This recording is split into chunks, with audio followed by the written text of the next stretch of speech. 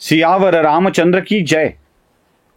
क्रौंच वनामध्ये अयोमुखी नावाच्या राक्षसीचं नाक कान कापून तिला पराभूत करून पुन्हा त्या गुहेत पाठवल्यानंतर राम आणि लक्ष्मणांनी या जंगलात अधिक आत जायचं ठरवलंय. कारण हे जंगल संपल्याशिवाय त्यांना पुढची वाट सापडणं कठीण आहे.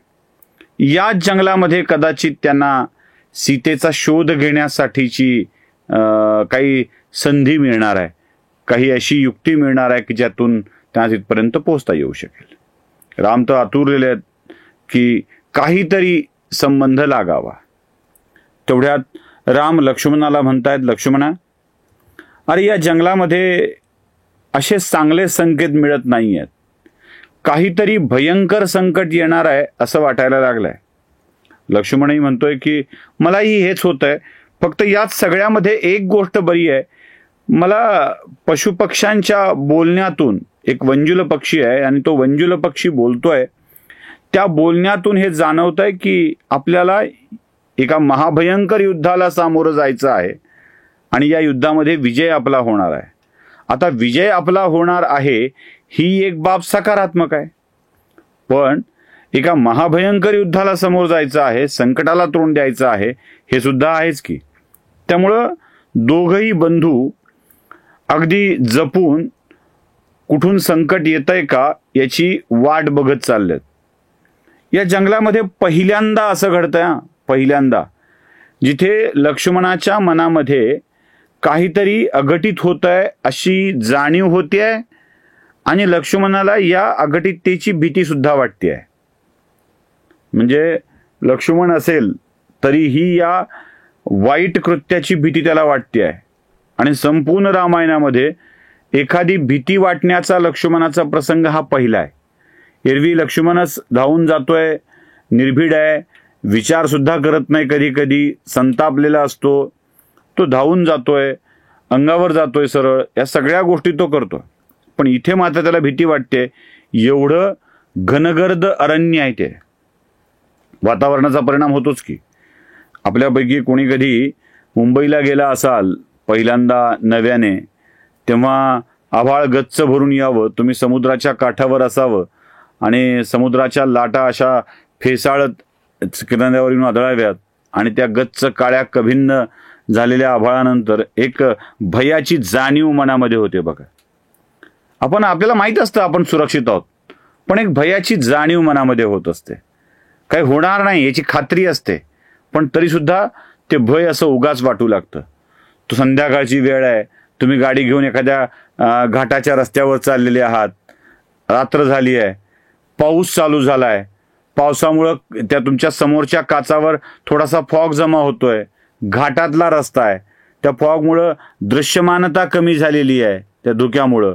आणि अशा वेळी तुम्ही कितीही चांगली गाडी चालवणारे असाल तर उगाच एक अशी पुसटशी कल्पना मनामध्ये येऊन जाते, नाही दिसलं तर, समोरच्या गाडीने काही गडबड केली तर आपण काळजी घेऊ, पण समोरच्याने नाही केली तर, समजा टर्नवर खड्डा कुठे आहे हे नाही कळलं तर, गाडी दरीत गेली तर, अशी एक भीती आपल्या मनामध्ये वाटत असते.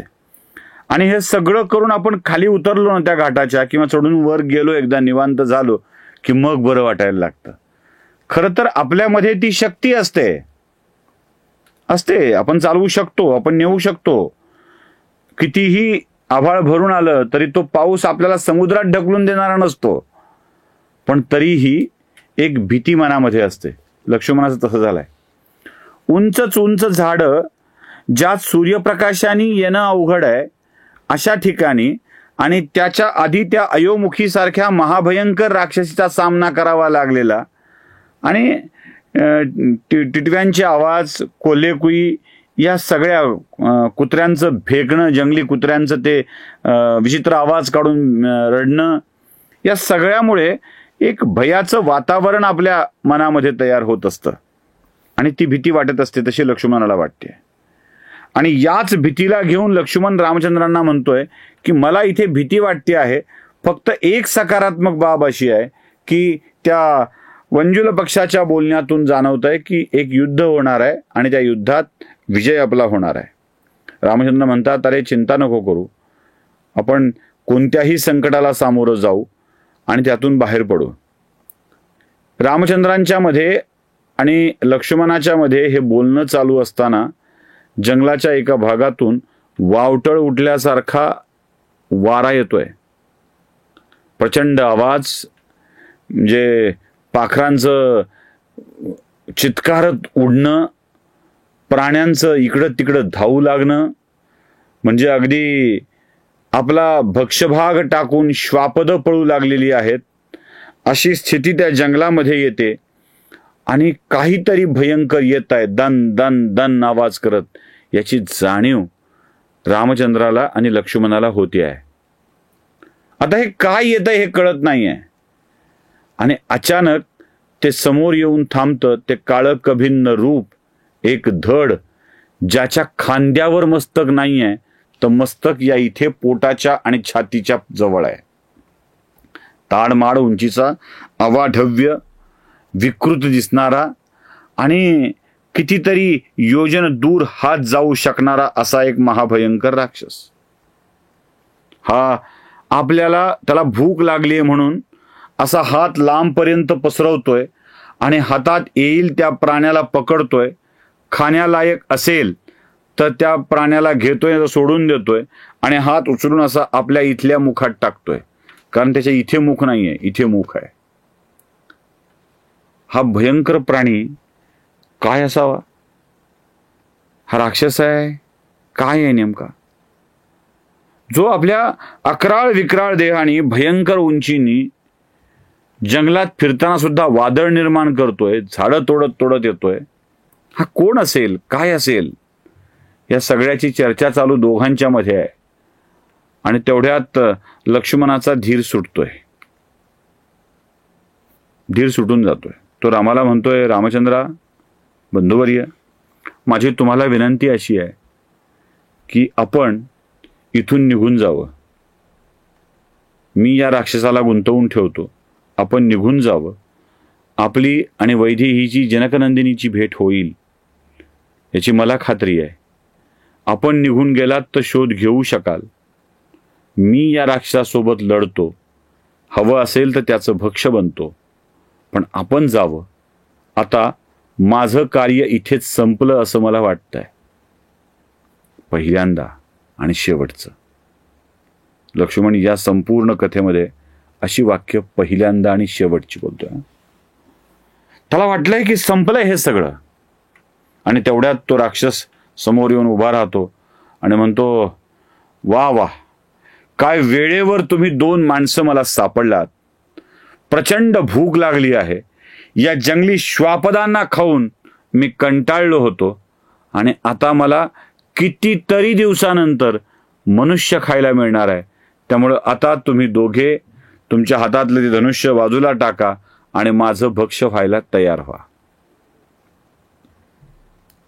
लक्ष्मणाचं भयग्रस्त होऊन रामाला निघून जा म्हणणं आणि त्या राक्षसाचं या दोघांना खाण्याची अपेक्षा व्यक्त करणं हे एकाच वेळी घडतंय. आणि रामचंद्रांना कळतंय की आता आपला भाऊ आपलं धैर्य गमावून बसलाय. ते लक्ष्मणाला म्हणतात, लक्ष्मणा, विसरलास आपला पराक्रम? विसरलास आपण कोण आहेत ते? अरे अशी कितीही राक्षस येऊ दे, त्यांच्याशी लढण्याचं सामर्थ्य आपल्यामध्ये आहे. एक. आणि दुसरी गोष्ट, मला सांगतोयस सोडून जा म्हणून? तुला या राक्षसाचं भक्ष्य करून सोडून मी जाईन असं तुला वाटतंय? अरे तू माझ्यासाठी या जंगलात आलास, माझ्यासाठी, सीतेसाठी या वनात वनवास पत्करलास. तुला असा या संकटात टाकून मी निघून जाईल असं तुला वाटलं तरी कसं? चल, आपण दोघं मिळून लढूया आणि या राक्षसाचा मुकाबला करूया. हा राक्षस आपल्या प्रचंड हातांना पुढे पुढे सरकवतोय आणि या दोघांना पकडण्याचा विचार करतोय. आणि या दोघा भावांच्या मनामध्ये एकच विचार येतोय. तो विचार कोणता? काय होतं या राक्षसासोबत? काय त्यातलं सत्य बाहेर पडतं? या राक्षसाची कशी मदत होते? हे सगळं बघूया पुढच्या भागात. सियावर रामचंद्र की जय.